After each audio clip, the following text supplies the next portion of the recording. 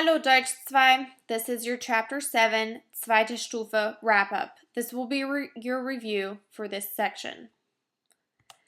First, we're going to start reviewing talking about how often you have to do things and the frequency. So, if you're asking how often someone has to do something, it can be said, Wie oft musst du?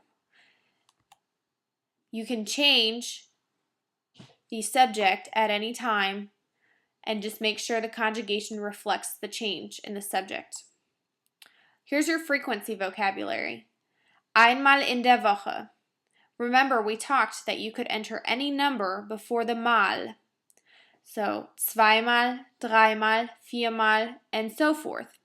So, in the second vocabulary, I have the number in parentheses to indicate you may put any number in. So, the second vocab is Nummer mal im Monat.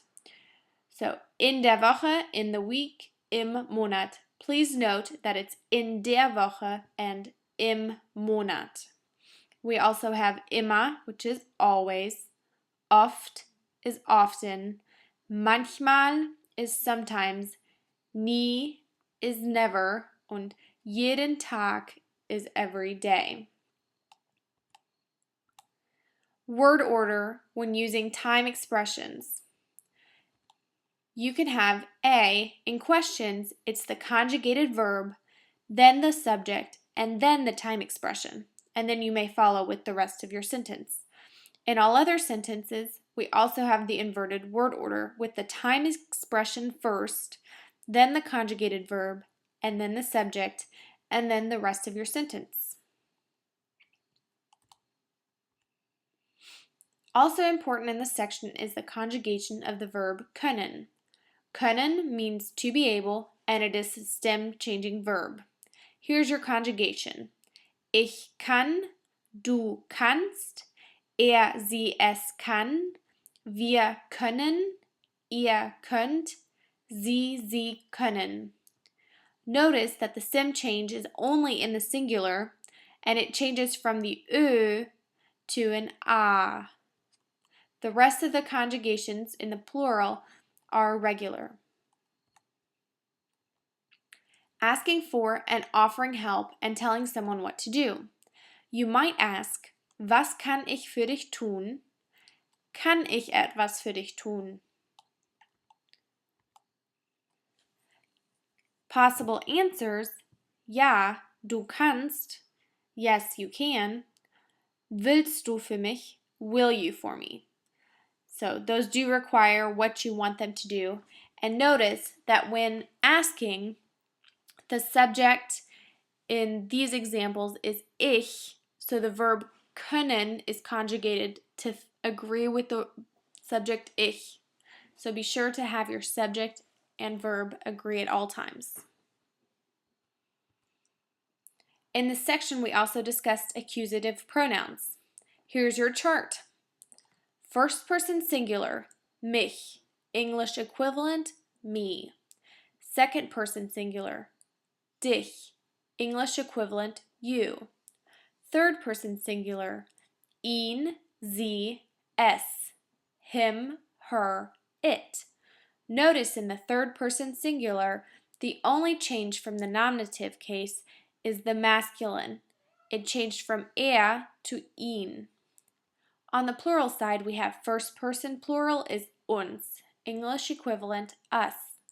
Second person plural is euch, English equivalent you. Third person plural is sie, English equivalent them. You also have the formal left. And in the accusative, this does not change. It remains sie. All right. I told you you'd want to review some verbs. You definitely need to know the translations. These are verbs you'll use all the time, especially at the second level of German. And really, you should know all their conjugations. For this quiz, I'll only ask you to conjugate a few of them. I've indicated already which ones I'd like you to work on.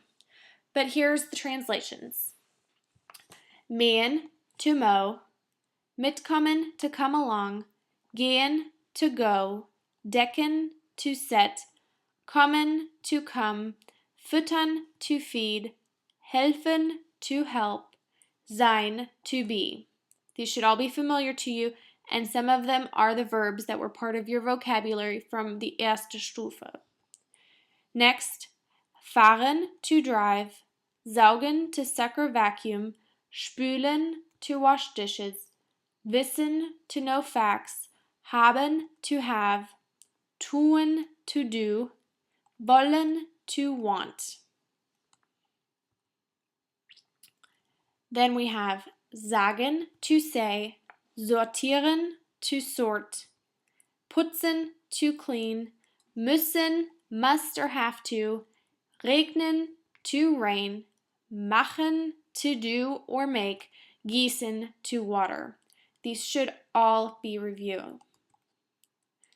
Then we have abräumen, to clear off, können, to be able, that's the verb from this section, möchten, would like, aufräumen, to clean up, mögen, to like, suchen, to search, and sollen, should do. Please study these and study the conjugations. Good luck studying!